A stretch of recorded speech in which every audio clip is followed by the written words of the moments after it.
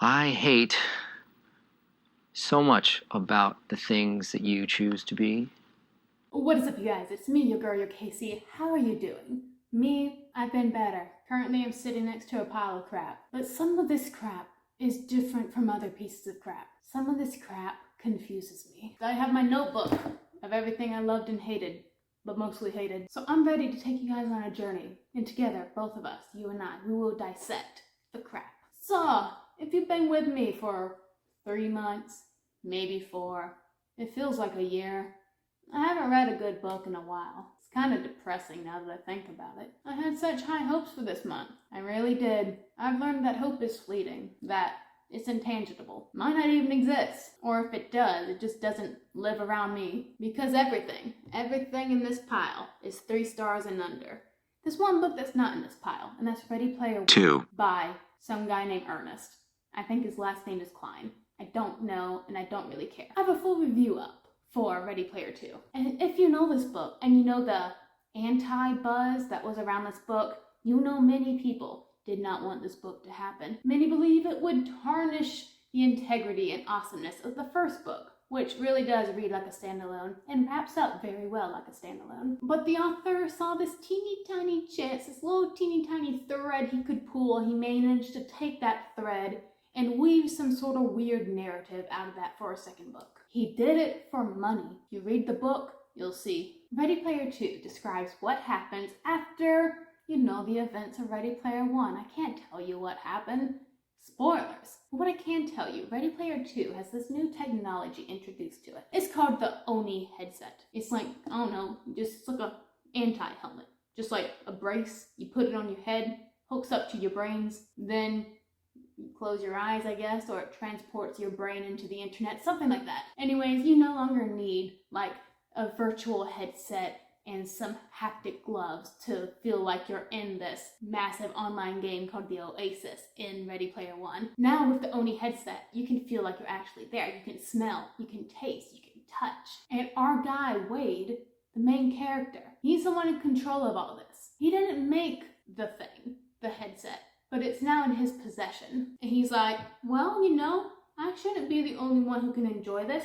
This will make a lot of people happy. So he patents it, he mass produces it, he sells it. And what do you think is going to happen when you have a piece of technology that can plug into your brain? That's right, crap goes down. And it was crap I was enjoying for a good 150 pages. Not going to tell you what type of crap goes down because it involved this surprise villain. And we had a returning villain, and I was excited, I was hyped, I was actually dancing a little bit because I was so excited. It went nowhere. Well, it went somewhere, just not anywhere good. First off, if you read Ready Player One, then you know that book is all about quest. You know, solving riddles, finding clues. And literally, Ready Player 2 is a repeat, but it's a little twist on what happened in Ready Player 1. But the clues, the riddles, the quest in Ready Player 2, they're just so boring and so needlessly long. Like, I'm not a big 80s fan. I don't get any of the references in this book really besides Pac-Man. And in the first book, you had to reenact some scenes from 80 movies, and it's not like I really cared about those because I hadn't seen the movies. So I found those boring, but at least a little entertaining. Just a smidge. But in Ready Player 2, none of the quest had me excited. The ones that were boring were so long, and there was one Lord of the Rings quest that could have been awesome. We went to the Lord of the Rings world, but now Mr. Author decided to be really snappy about his quest and just bolted us out of it at the last moment. It was like our last quest too. You could have made it a bit more epic. 2 out of the 7 quests were super easy. You literally just had to show up and you got your prize. So yeah, the actual action was lacking. But you know what I said? The villains were awesome. The new villain was barely there. But when he was there, he was a little evil ray of sunshine. I liked new villain. But old villain was a villain brought back from the first book. And he was cheated out of his role. He honestly didn't play a part at all in the book. But somehow managed to be a part of the book, and his motives just didn't make sense. And villains are a big thing with me, but this book, Ready Player One, the first book, just wrapped up so well. There was no loose ends, nothing else needed to be said. But for some reason, second book happened. And I mean, I gave it a 3. Like, there were some good parts, but there was a lot of bad, boring parts. Oh, and of course, because it's a sequel, we have like, think of like a movie. What happens in a sequel when in the first book the couple ends up together? They're no longer together in the second book because of stupid couple drama. And most of the sequel is now devoted to getting them back together. But I've never seen a more dysfunctional couple than our couple in this book, Wade and his chick. Like, they do not get along well. And a new girl was actually introduced. And I thought this would be the new replacement for his girlfriend. No. Oh, and this adds another thing. One thing that constantly frustrated me about this book is 2 things. One, like, we have our group. We have Wade, Samantha, H, Shoto. Like, that's our group. But now we have this new group introduced. Like, this group, the main group, is called the High Five. And now we have this new rising star group in the video game world. They're called the Low Five. And I was excited to get to know them. They're not in it. They're like hyped up, but they're barely in it. While we're doing our boring quests, they go on the real quest to get this MacGuffin super sword that can slay the enemy. So they're doing the really important thing. We're over here battling 7 versions of Prince. So I honestly thought that one of the main reasons this book wasn't good was that it couldn't try anything new. It had to stick to the old characters, old formula. And also one other thing, this book just likes making up words that sound really smart. Like, you guys know what IRL means in real life. It's the shorthand version of it. But in this book, IRL is called the Earl, and it goes on this long tangent on why they made this swip. And so they somehow took IRL and somehow lengthened it, even though it's the same amount of syllables. It's still more of a mouthful for some reason. They lengthened it to the Earl. Earl's just not a nice thing to say. It does not sound nice on my throat. I'm sorry if your name is Earl. I don't like saying Pearl either. With me, saying words with vowels right next to each other is actually really hard to do. I don't know where I'm going with this. Basically, this world just goes overboard with its world building, but I wasn't overwhelmed. It was still a well-written book. That's why it's a 3. There's good things, there's bad things. Basically, this book exists just to blow smoke up its own booty. It's just praising itself on the back for being the sequel of Ready Player One. There's no character growth. Nothing is learned. If you want to read it, just read it. It's junk food. Just bookish junk food. Next up, we have a monster thriller book, kinda. Bird Box. You guys have probably heard of this. This is that apocalyptic book where people, if they want to go outside, they have to go outside blindfolded because there's some type of entity, monster out there that if you just look at it, you'll go insane, you'll kill everybody around you, and then you'll kill yourself. This is when I think the hook of this book, not being able to see the monster, does better in a movie format. It could be great in a book format too. I just don't think the author did good with this book. Because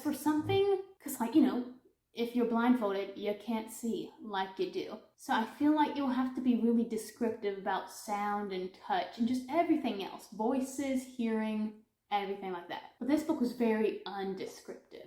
Very, very simple. And I just think just left a hole in what it could have been. We're lacking one sense of sense. I can't think of anything else to say. So it feels like you really need to hype up the rest of the senses. And hearing does play a good amount of importance in this book. And it's interesting seeing how the girl in this book, Mallory, who has these 2 children, and she comes across as a very reluctant mother. She doesn't want them, but she's also fiercely protective of them. And it was interesting seeing how she taught these babies from birth to go around practically blind, just going off of sensory stuff. Just your hearing and your touch. I love that. I like the survivalist points of this book. But it just wasn't a really well-written book. It should have been suspenseful, but it wasn't. Even when we were hearing the monsters causing this poor animal to just rip itself apart out of fear, I didn't feel scared. Maybe because it was just written too simply. I give this book a 2. It could have been so much more.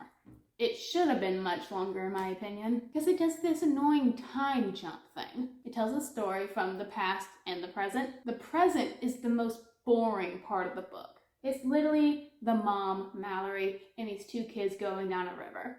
Very, very boring, even when they're being attacked by wolves. This book just wasn't capable of like giving me any sense of suspense. But the past part, seeing like how this all started, how they were like in a safe house, how they were living with other people, how like that trust began to dissolve. That was interesting. We should have stayed more there. Like instead of being past and present, we should have just like built up from the initial event, which was these monsters arriving, and just went on. The book should have been linear instead of like time jump hopping. The characters themselves were all just like really, really cookie cutter. Like, I can't tell you anything about their personalities. They were just there, really. And I know I've said this before, it's just literally the writing of it. Like, the sentence structures was confusing. Like, I'm gonna read you an example. Okay, so this is like pulled from one of the scenes where Mallory and the kids are on the river and they're getting attacked by wolves. So, swinging the paddle above the heads of the children, screaming, Mallory rises. Is it just me or does that sound out of order? I'll say it again. Swinging the paddle above the heads of the children, screaming, Mallory rises. In my mind, and you know, I've published a grand total of 0 books, but I've taken grammar classes. So my brain says it should be screaming, Mallory rises, swinging the paddle above the heads of the children. Tell me, am I wrong or right? Because I just feel like the words weren't in the right order in a lot of the sentences in this book. And apparently this book has a sequel called Mallory. And when I was on Goodreads looking at it, I saw it was translated. So I looked at Bird Box and it didn't say it was translated, but maybe it was and it just wasn't translated well. But I just think for a suspenseful monster book, it didn't make me nervous, didn't do a good job of like relaying fear. The characters weren't anyone I could get behind. Even the dogs in this book was boring. I always love the dog in a book. Maybe I'll watch the movie to see if it like handles it any better. Next up, I've already talked about this book. It's called Love, Life, and the List. I think it's a preteen book because it reads like a preteen book. I gave it a 1. It was so boring. So I decided to give myself a break from like all the fantasy and thrillers and fiction I read to try just like a nice, cute little contemporary, something light. I don't like that choice. I like deep and dark. This was too sunshiny and fruit roll-up-y. Too sweet. Love, Life, and the List is about this up-and-coming artist, although she's not really up-and-coming. She bloody sucks. Her art gets denied entry at an art show, and, you know, existential crisis ensues. Our girl realizes she's not good at art because it doesn't have any heart in it. Her best friend and love of her life doesn't return the feeling. She doesn't feel like life in general is going anywhere, so she decides over the summer to make this list. The list has things on it like learn a stranger's story, face a fear, fall in love, stuff like that. And she's hoping that if she does this list, it'll make her art better, it'll give her courage to confront her friend again. And that is literally what this book is about, just completing the list. And you know, it's your list. You can write whatever you put on it. But for a kind of a summer bucket list, it was a very boring list. Like, watch the sunrise, go dirt bike riding. I mean, those are fun, but like, I'm the reader. I want something crazy to happen. This is just 2 people sitting on a blanket watching a sunrise. It was just too simple. Also, I hated the love interest Cooper in this book. That man, he just like, I just wanted to wring his little neck. Like, he's our girl's best friend. He's super like, hey, yeah, we're like buddies and stuff like that, but you know, we can't date. You're Nico's sister. But whenever she hangs out with someone else, he gets like crazy overprotective and just won't leave her alone. But then when they're alone, he like leaves. So I'm like, what's your deal, man? All these people in this book was honestly just like too peppy too. No one is like this, especially teenagers. Teenagers are filled with angst, and I prefer angst to happiness every day. And it literally says it's by Harper Teens right now, and I know I'm picking on a book for preteen 11-year-olds, but we can talk up to the 11-year-olds, am I right? Like, these people had no personalities. The dialogue was so stiff and like so sweet. Like, disgusting. It was just so boring. And, you know, just try to guess what it's about. It's basically every Hallmark movie. Girl resolves to do better, girl wants to get the boy, girl is in the friend zone, something of conflict happens in the 3rd act, everything gets happy and resolved afterwards. Literally, it's a cliche. Also, again, can I talk about Cooper? He is so stupid. I'm like, girl, you need to like reprioritize. He's not worth it. One of the like main points of conflict in this book is that Cooper, for 4 days, somehow forgets what day it is. Like, for those 4 days, he's like a day behind. If it's Tuesday, he thinks it's Monday. But I can get that for like an hour of your day. You think it's Monday, but it's Tuesday. Who, for 4 days, is a day behind mentally? It was so stupid. This book, I don't think anyone was trying writing it. It has to go. It just makes me angry looking at it. Next up, I have Brightly Burning, an author 2 book by Alexa Donne. So this is a Jane Eyre retelling in space. I did not like it. I DNF'd it at 100 pages because this book thinks you're an idiot. Like, in my notes, the first thing I have written is I immediately don't like it. Stella is just a voice with no character. A lot of YA female protagonists are like that. Just a voice saying what they're feeling, but not us actually experiencing what they're feeling. So this is Jane Eyre in space. This is about our girl Stella. She's on this really dingy ship called the Stalwart, I think. It's a farming ship. It's not the best. It's actually expected to plummet out of orbit soon. And everyone's on it. It's gonna die pretty soon. So Stella's trying to get a position on a different ship in their space fleet as a governess, as a teacher. But no one is accepting her. Until one day, she is accepted. And she gets this position to teach this lonely, rich kid aboard the Rochester. And it's aboard the Rochester where she discovers something foul is afoot. Assassination attempts on the young and beautiful and dashing and handsome, and oh my gosh, we can't stop talking about him, Captain Hugo, who, even though he's only 19, is somehow a captain. And it's up to our girl Stella to discover who's trying to kill the cute new guy, and if she should trust her mind or her heart. Blech. So the humor in this book just did not connect with me at all. Here's an example, page 15. Okay, so Stella and this guy she works with as an engineer, his name is Carlson. Carlson and her have to go fix something together. So they're getting suited up, and Carlson says, "You ready?" he asked, slipping his headlamp on as I did the same. "This might take a few hours, but I promise not to wear you out." He winked, but his dirty sense of humor had zero effect. Is that a double entendre? Y'all are going to like change some light bulbs or something. How is that a dirty sense of humor? Like, it's not funny? So Stella, she just like brushes off his dirty humor. She's like, well, as long as I have to work with you, at least you're like cute to look at and stuff like that. This girl, she's like just salivating all the other boys. Like, oh, juicy, juicy, cute, hunky, hunky. Yes, give me that kissy. But she's also like, I don't want to be married off like a prized cow. I am independent. But she's also like drooling over her best friend, George. You know, that childhood best friend? And I'm like, okay, so you're saying you don't want the man, but your body's saying you want the man. Pick one side. Be some type of consistent. I mean, you don't have the personality traits to be anything else. Could you at least try to be consistent? And so I usually am not that big on sci-fi books or pirate books because I don't like being on ships. They're not that fun to look at, actually. And I notice in sci-fi books, poorly done sci-fi books, they use the whole scientific spacey setting as just an excuse to make up words, be over descriptive, and just sound smarter than they are. Like, they have to point at everything and be like, oh, this is a Kohlberg recycling system. Oh, this panel has 15 flashing lights, some blue, some green, one red. Like, they just like name drop a bunch of random things and just never explain exactly what those things are. And you know how I mentioned before that this book thinks you're an idiot, a moron? Well, here's how. I DNF'd it when I read this little issue. So like I said, Stella gets that position on the new fancier ship. But, you know, even though she's a teacher, she still has to balance her responsibilities as an engineer. That's part of the contract. And something happens on the ship that requires her assistance. So she suits up, she goes into the bowels of the ship to get to this little panel. She takes the cover off the panel, and there's no one else around her. No one. She doesn't have a walkie-talkie. She shouldn't be talking to anyone. Everything should be up here. But as she's looking at this panel, she says out loud, wow, it looks like someone reached in and pulled the wires out as hard as they could. That is such sloppy writing. That is literally telling instead of showing. Rule 1 of writing. Like, if you can't do that, then I'm out of here. Also, this is a Jane Eyre retelling, and our character was reading Pride and Prejudice the whole time. I didn't find that humorous. So yeah, I had DNF a 1-star, and a 2-star.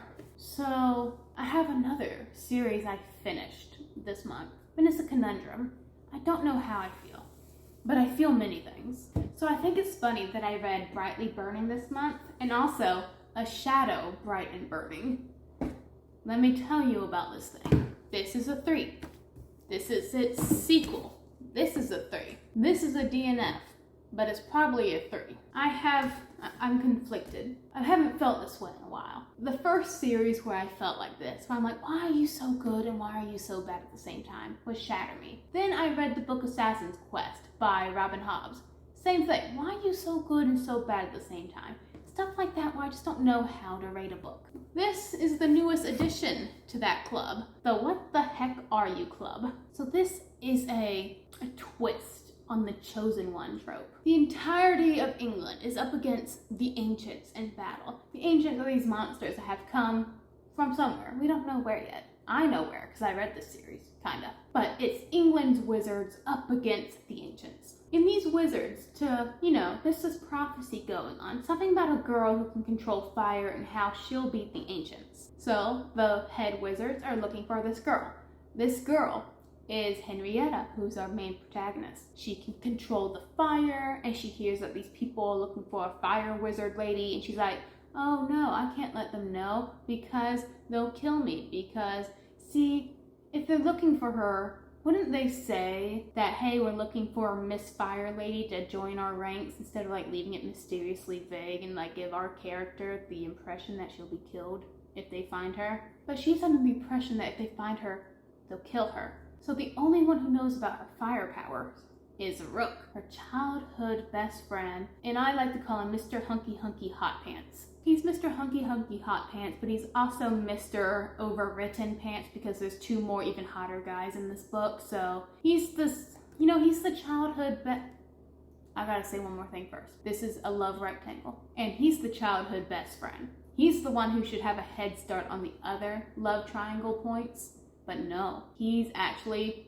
forgotten of most of the book. And that's sad because I'm automatically attached to anyone named Rook because of an Enchantment of Ravens. So one day, her boy Rook gets attacked and she has to use her fire powers in front of a wizard. And he's like, you're the chosen one, come with us.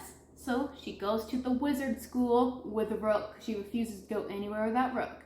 And it's discovered that she is not actually the chosen one. But she has to keep it hush-hush, or she'll be executed for realsies. But Kasie, I know you're saying, she can do fire. She fulfills the prophecy, so why isn't she the chosen one? The main issue with this book is it's not good at explaining anything. It explains how she's not the chosen one, even though she meets all the criteria for the chosen one. But it's not well done at all. Read it for yourself. I can't explain it. I kinda can. You just gotta know that there's something called sorcerers and something called magicians in this book. And even though they accomplish the same thing, it's the way they do it that causes sorcerers to look down at magicians. And it wasn't a conflict I really understood because they can do the same thing, they just do it a different way. So I'm like, why is everyone so angry at each other? And this book, it's literally every YA book. It is Shatter Me, it is Frostblood, Red Queen, and Grisha Trilogy packed into one thing. And regardless of how bad it was explaining everything, how basic the world building was, I was kinda for it. I was loving the love triangle. Girl has special powers. Hunky childhood best friend has to use powers to save a life. That's Grisha Trilogy right there. Goes to Palace, Grisha Trilogy. Tries on dresses, Grisha Trilogy. Red Queen has that girl in the mirror can't be me moment. Shatter Me, Grisha Trilogy.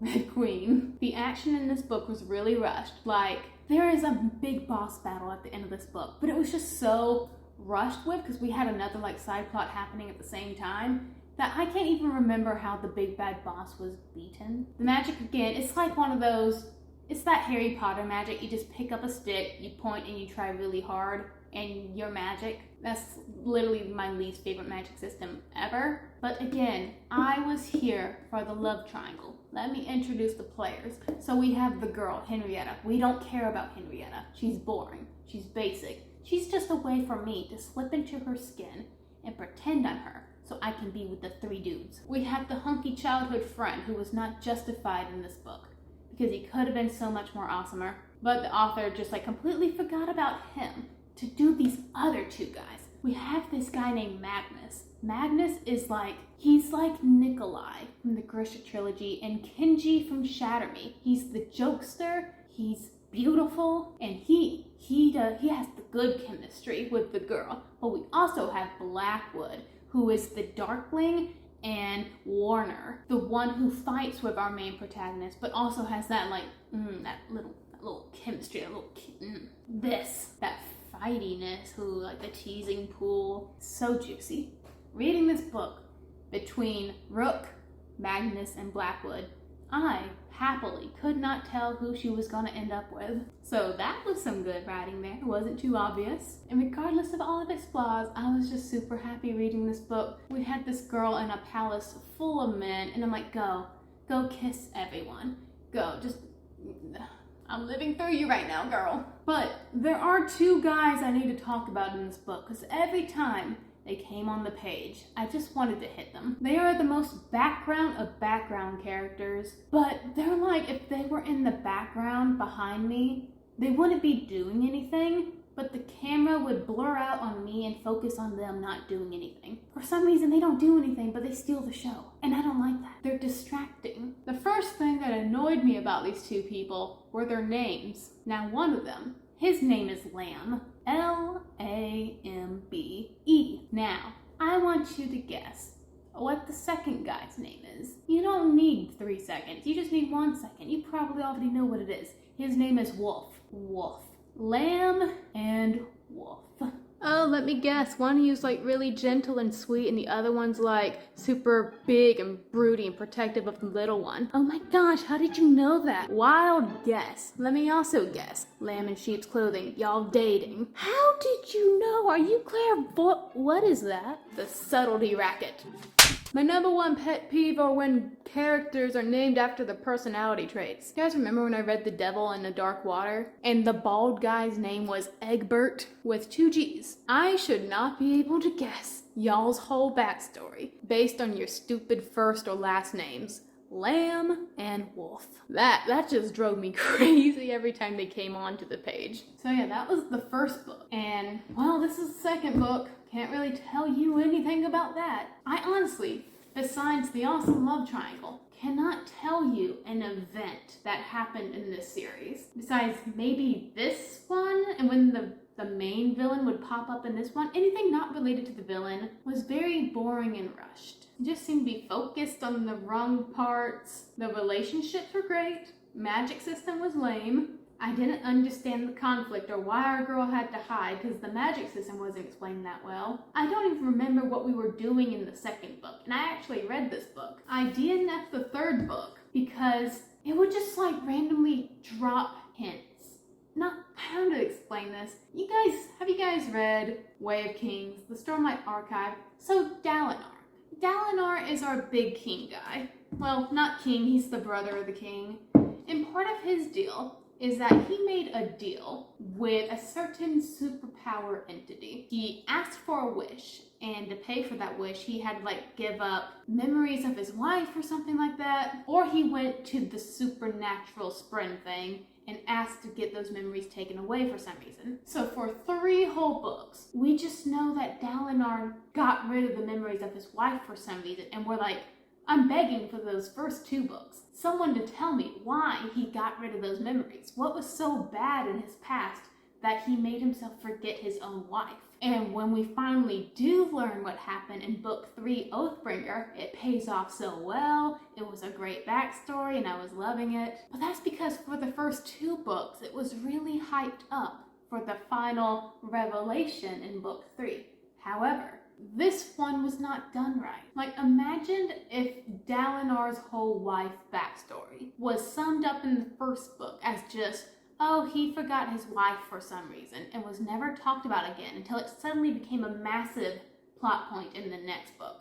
That's what happens in this series. Her parents are that plot point in these books. The one where we're just like dropped a hint, a sentence of that future plot point in the first book. And it's like, oh, I'm suddenly supposed to care about this now in these books? You didn't even talk about it barely in that book. So yeah, not planned well, but still somehow fun to read. Like, honestly, these books were funny. I actually laughed aloud. Magnus, that Nikolai funny character, he was actually hilarious. So I finished those books. Then I DNF'd this book because it did that, like, our main character Henrietta is just living her life, and then suddenly out of the blue it's revealed that she lately, without us knowing it for like 100 pages, she just says, oh, I've been having visions lately, and now I suddenly remember this. And then it suddenly revealed that one of our characters had amnesia this whole time. And I was like, did you plot this book before you wrote it? Because I don't think you did. So I DNF'd it because I was just tired of having my brain and my heart pulled two different ways, but I also wanted to know how it ended. So I skimmed this book, and I cried twice just because of skimming it.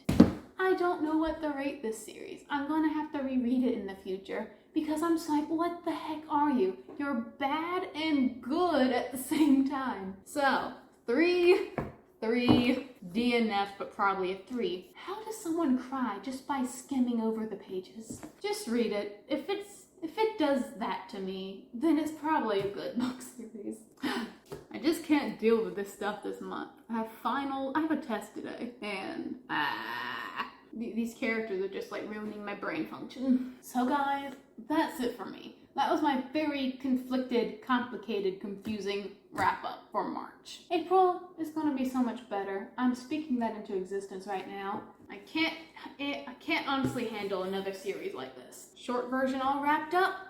Super complicated. Don't ask me to explain again. Super boring, thinks you're a moron. Poorly written and doesn't make me feel scared, even though it's about people basically ripping themselves apart. And then finally, boring teenager can't think of anything more exciting than seeing a sunrise. So that's me. I'm leaving. I'm just going to be a curmudgeon in my room now. Thank you guys so much for watching, and until next time, stay reading, my friends.